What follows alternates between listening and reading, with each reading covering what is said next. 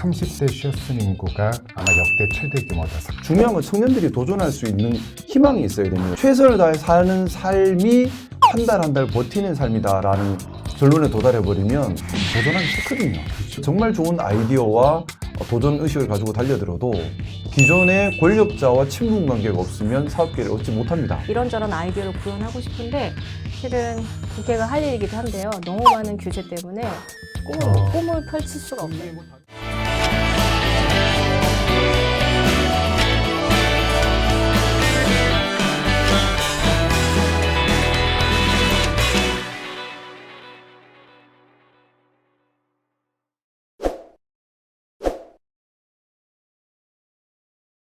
아마 지금 한국의 청년 고용 상황을 조금 이야기한다면 한 문장으로 정리를 한다면 경쟁이 매우 과열돼 있다. 경쟁이 심하다는 부분하고 실패에 대한 불안감이 꽤 크다. 이게 매우 중요한 것 같고요.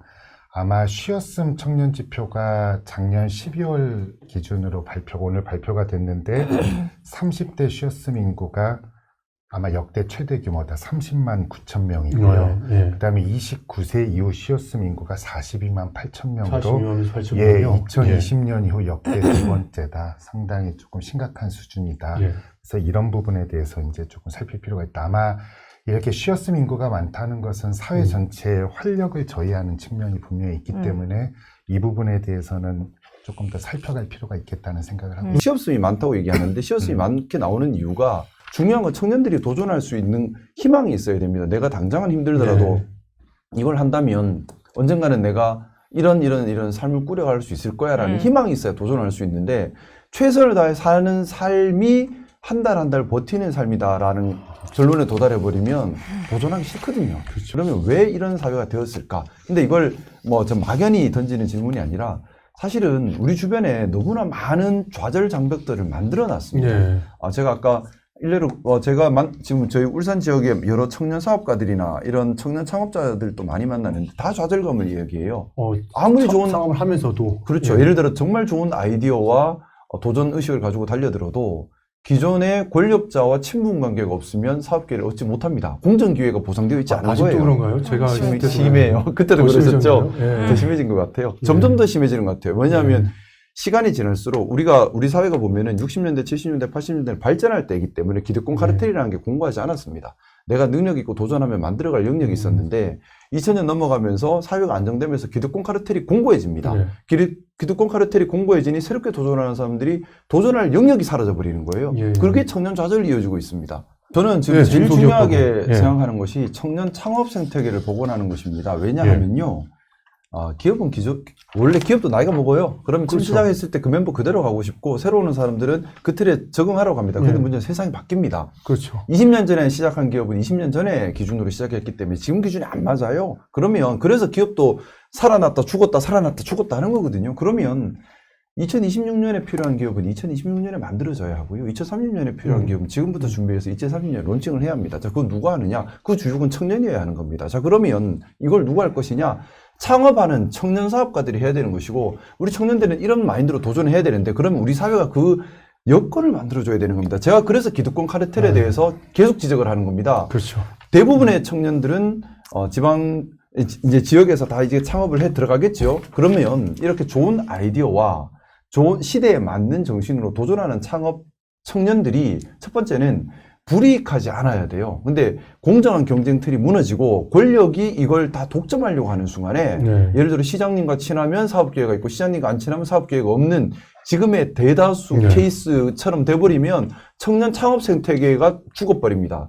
그리고 두 번째는 좋은 아이템으로 경쟁력 있게 론칭했을 때 펀딩이 돼야 돼요. 그럼 펀딩 생태계도 만들어져야 되거든요. 세 번째, 실패하겠죠. 열에 9개는 실패하겠죠. 하지만 실패가 더 나은 도전의 바탕이 될 수 있도록 금융적인 거나 제도적인 부분에 대한 부분이 받쳐줘야 되는 겁니다. 그게 아니라 실패의 책임을 오로지 청년에게 전가시켜버리면 청년 창업생태가 만들어지지 않아요. 그래서 이 세 가지 부분에 대해서 대책을 세우는 형태로 해서 청년 창업생태를 살려야 한다. 청년 창업생태를 살리면 이렇게 해서 일어난 기업은 당연히 청년들을 고용하겠죠. 내가 20대 청년 창업자인데 사람이 필요해요. 그럼 지금 2026년에 필요한 니즈 때문에 기업을 만들었는데 40대, 50대를 고용하지는 않을 거예요. 20대를 고용에 들어가거든요. 최근에 그렇더라고요. AI 기업들 같은 경우는 그렇죠. 대부분이 20대, 30대로 구성되는 데 많더라고요. 그래서 청년 창업 지원센터는 아마 박근혜부터 시작해서 창업 지원센터부터 시작해가지고 그 다음에 이제 기후테크라든지 뭐 반도체 AI 해가지고 정부 차원에서 지원하는 것들이 조금 많긴 해요. 예. 그래서 청년들이 실제로 저는 스타트업의 기업에 뛰어드는 청년들을 보면 대단히 큰 박수를 쳐주고 싶어요. 그래서 이런저런 아이디어를 구현하고 싶은데 실은 국회가 할 일이기도 한데요. 너무 많은 규제 때문에 꿈을 펼칠 수가 없어요. 이게 뭐 다른 얘기는 어떤 규제를 뭐 좀 풀어야 예를 될까요? 들어서 개인정보 관련된 부분은 예. 진짜 그거는 지금 아직도 못 풀고 있고요. 예. 내가 뭐 실리콘밸리나 중국 같은 경우는 주 52시간이 뭡니까? 내가 스톡옵션을 받아가지고 이 프로그램 개발해서 나는 한탕 벌 거야라고 그걸 막고 있거든요. 아예 주 52시간 제도 때문에 아예 못합니다.